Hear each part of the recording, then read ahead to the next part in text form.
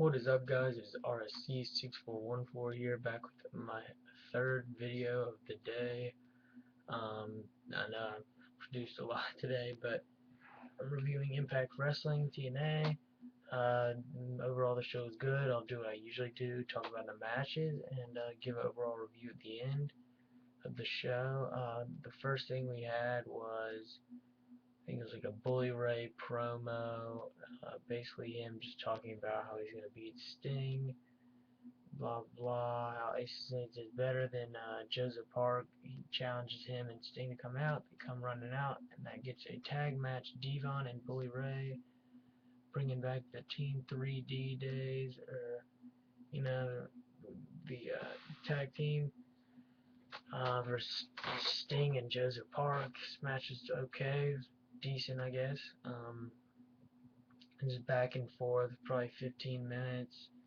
What happened was, towards the end of the match, Sting, had Bully Ray had him in submission, had Joseph Park in submission. Devon's at the top rope, then Abyss's music plays. Bully Ray breaks up the submission, goes out the ropes, waits for him on the entrance ramp. It was a distraction, and Sting pushes Devon off the top rope. It's a Scorpion backbreak. What is it? I forget how the Scorpion death drop. Sorry, drew a blank for a sec. And Joseph Park holds on to Bully Ray's leg so he can't break up the pinfall. Sting and Joseph Park win. I don't really like this. It makes Aces and Eights look a little weak to me. But yeah, I mean, whatever. So yeah, this match is decent, but wouldn't say it was anything great or special. Next match we have, Dixie Carter talks about announcement of Slammiversary, how there's going to be a new inductee in the Hall of Fame, and they'll announce that. Then Garrett Bischoff and Aces and Eights come and trap her in the corner. The turnbuckle's a little awkward, and then Magnus and Samoa Joe come out and clear the ring. Samoa Joe challenges Garrett Bischoff to a match. That match happens. Samoa Joe hits a few insecurities, and then Magnus gets takes on the Aces and Eights members Doc and Wes Briscoe outside the ring, and there's a DQ because they interfered, and it just sort of goes downhill from there. They're just sort of going at it outside the ring, and then Samoa Joe and Magnus are inside the ring because Samoa Joe does a suicide dive when they're all going at it outside the ring. Samoa Joe does a suicide dive, takes him out, and then he announces Jeff Hardy and Magnus and him are going to be taking on Wes Briscoe, Doc, and Garrett Bischoff in a 3-on-3 tag match at Slammiversary. Jeff Hardy's return. Samoa Joe returned tonight after like a month-long hiatus, I guess. But yeah, this match was okay. I mean, I wasn't expecting it to be a clean finish. I knew they'd interfere and it'd be a DQ, but it was alright, I guess. I'm excited about the 3-on-3 tag. It's cool Hardy's returning, but I hope Aces and Eights can pick up the W there. For those of you who don't know, I'm a huge Aces and Eights fan. So yeah. The next match we have, I'm trying to see, oh yeah, 4-on-4 tag match, Bad Influence and Aries and Rude versus Storm and Gunner and Hernandez and Guerrero. This is basically a match with all the tag teams competing in the tag title match, the Fatal 4-Way tag match at Slammiversary. So yeah, that'll be a good match, but this is a preview of it, I guess, with teams, face teams versus heels, basically. This match was one of the best matches of the night, I think. I really enjoyed it. It was back and forth, fast paced. Just a bunch of, there was a couple times where Hernandez would just do some high flying stuff, like jump up, he'd just bowl him over. He did a Superman one time, I'm pretty sure. He just threw them all across the ring like they were dolls. He was pretty cool. I like Hernandez. Just trying to think what else happened here.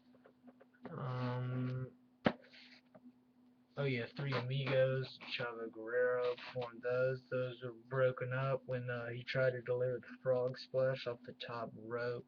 Got thrown off, got kicked by Austin Aries, powerful kick. That was pretty cool. Almost like a drop kick on the apron. And then delivered a backbreaker on Aries.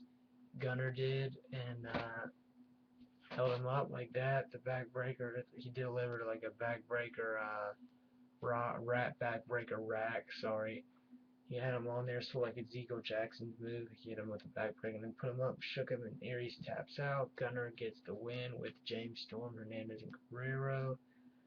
This was a long match. I sort of forgot a little bit what happened, but I really liked it. It's probably one of my favorite matches of the night. It probably is my favorite match of the night.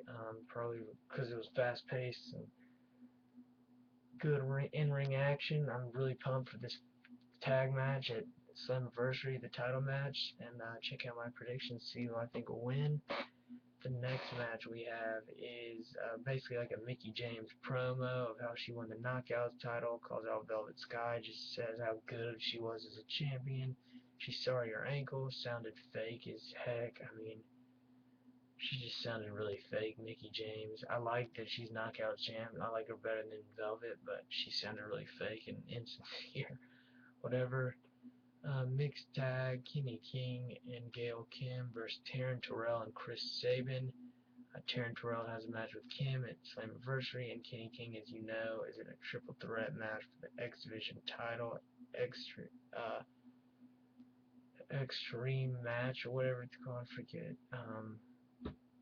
But yeah, this match was whatever, it was pretty good. Taryn Terrell, I really like her, she's my favorite knockout in TNA, probably one of my favorite divas in all wrestling, but yeah.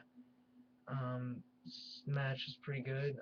Kenny King, I think Sabin hit a couple enziguri just like Samoa Joe did in his match. Taryn Terrell spears Gail Kim in the ring. This was sort of back and forth, sort of all over the place. And then Kenny King tries to deliver a kick. Sabin ducks, knees him, and then hits a hail Sabin for the win. Sabin and Taryn Terrell win. And then Sabin's talking about their match. Kenny King attacks him from behind, has him about to do his finisher. Suicide comes in and just delivers a move, suicide move, and then after King's taken out, Suicide picks up the X Division Championship, stares at it, and then stares Sabin right in the eye. They're both looking at each other. Sort of like an intense moment there. That was pretty cool at the end, how Suicide came in and broke it up, but I really liked that. The match was okay. And that brings us to our main event, AJ Styles versus Mr. Anderson. This match was pretty good. Ends up being a disqualification when Kurt Angle punches AJ Styles, and then just goes at him back and forth. But during the match, there was a couple roll-ups for near falls, a submission maneuver by Mr. Anderson. He tried to do the mic check a couple times and failed on that. And then there really wasn't too many like great moments in this match. Just decent in-ring action, not great. But yeah, this ends up being a DQ. And when Kurt Angle runs in the ring and pops Styles, and then Aces and Eights comes in and takes Styles and Angle and starts beating them up. And then Sting, Joseph Park, Magnus, Samoa Joe, and basically all of the TNA stars that are in Slammiversary participating go in the ring, and they're just going out with Aces and Eights. Ringside, in the ring, on the apron, wherever it is, they were going at it, basically around the ring. I really liked how they ended the show. It was really cool. But yeah, it's a good way to end the show, in my opinion, to have TNA basically going on against Aces and Eights, because that's basically what Slammiversary is. Most of the matches are Aces and Eights versus TNA. But yeah, I'm really excited about Slammiversary. I really enjoyed the show. I mean, the show was pretty good this week.